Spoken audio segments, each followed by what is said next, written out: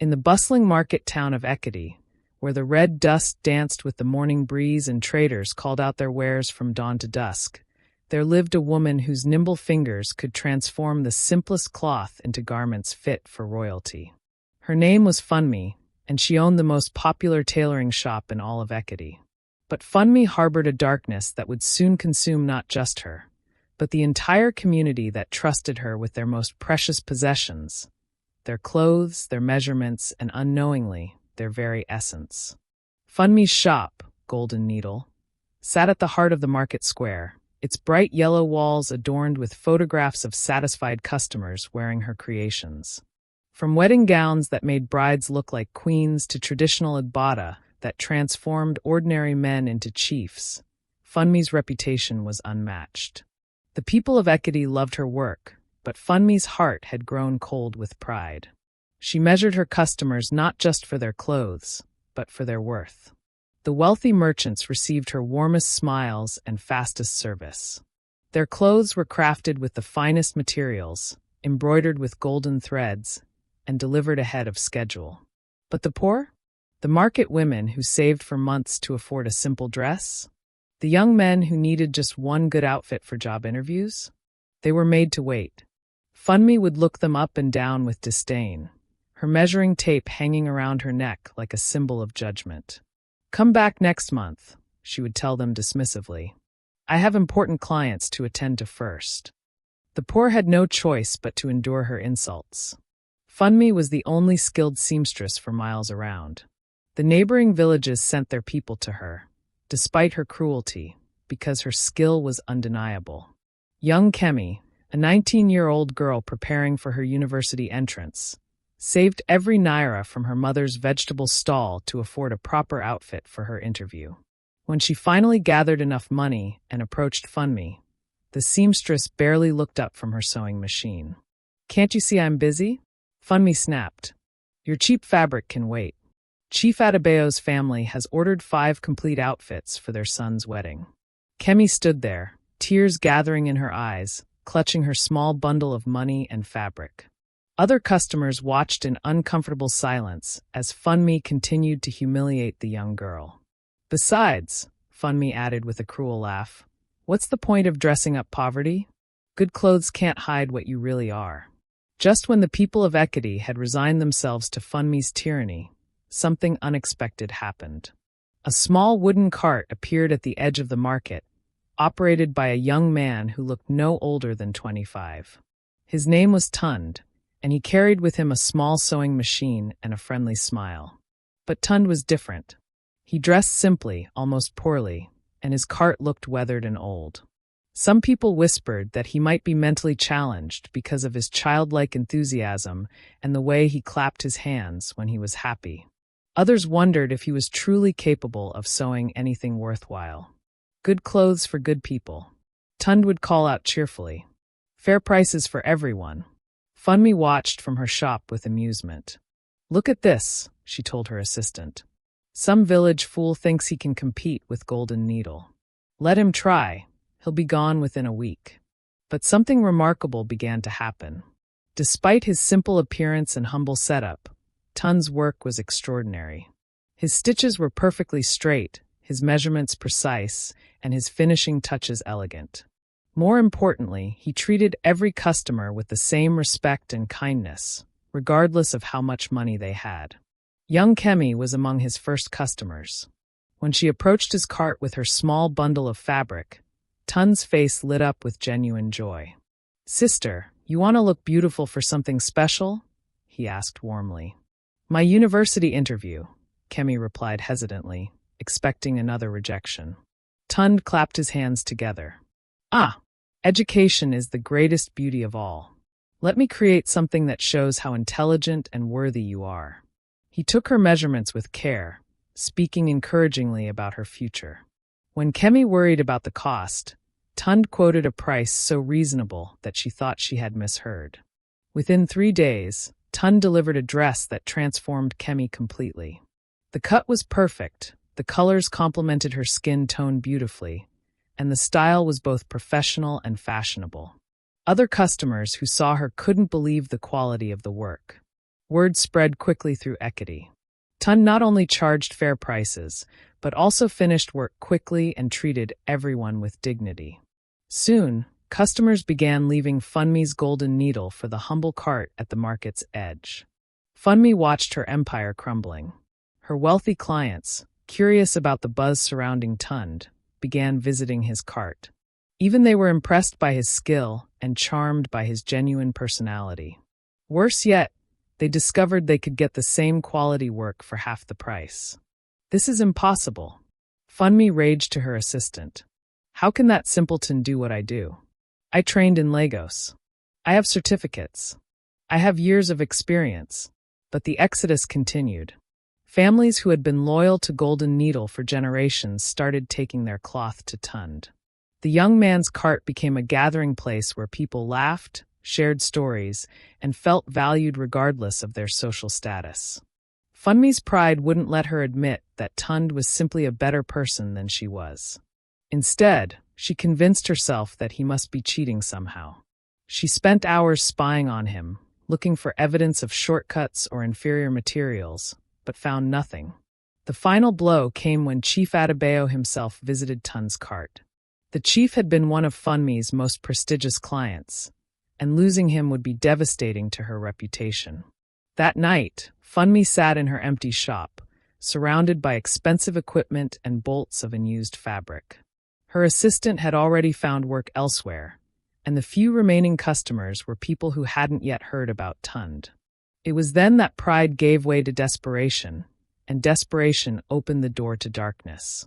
As Funmi wallowed in her declining fortunes, she remembered stories her grandmother used to tell about a powerful herbalist who lived deep in the forest outside Ekiti. People said Mama Abeji could solve any problem, but her solutions came with a price that went far beyond money.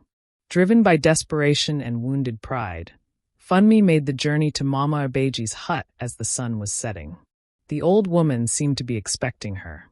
"Ah, the proud seamstress comes to me now," Mama Abeji cackled, her weathered face barely visible in the dim candlelight.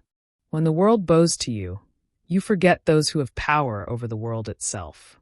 "I need your help," Funmi said, swallowing what remained of her pride. "There's a man destroying my business. I need him gone." Mama Abeji's eyes glittered with malicious interest. "Gone? Oh, child, I can do much better than gone. I can give you power beyond your imagination. But first, tell me, are you willing to pay any price to be the most successful seamstress, not just in Ekiti, but in all of Nigeria?" Without hesitation, Funmi nodded. The old woman smiled, revealing teeth stained black with years of chewing bitter herbs. "Good. Here's what you must do. Every time you sew a garment, you must take a small piece of thread that has touched the customer's skin. Bring these threads to me once each month. With them, I will weave you a garment of power that will make you irresistible to customers. But remember, once we begin this work, there is no turning back." Funmi agreed immediately, not bothering to ask what would happen to the people whose threads were taken. Her grandmother had always warned that personal items like hair, nail clippings, and even clothing fibers could be used in powerful rituals, but desperation had made Funmi forget these teachings. Funmi returned to her shop with renewed purpose. But first, she needed to eliminate her competition. If Mama Abeji's magic would make her irresistible to customers, she still needed to discredit Tunde to get them back. She spent the next week crafting a devious plan. Using her connections in the market, Funmi spread whispers that Tunde's low prices and quick work must mean he was using substandard materials or stolen goods. But the whispers fell on deaf ears. People had seen the quality of his work firsthand. Then Funmi had a more sinister idea. She visited a traditional healer in another town and obtained a powerful charm designed to cause confusion and forgetfulness. She planned to plant it among Tunde's supplies, then discover it and accuse him of using dark magic on his customers.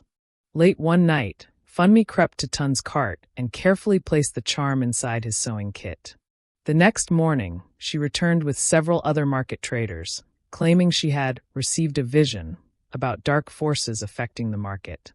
"We must search everyone's goods," she declared dramatically. Someone here is using evil magic. When they found the charm in Tun's kit, the young man was genuinely confused and distressed. I don't know how this got here, he said honestly.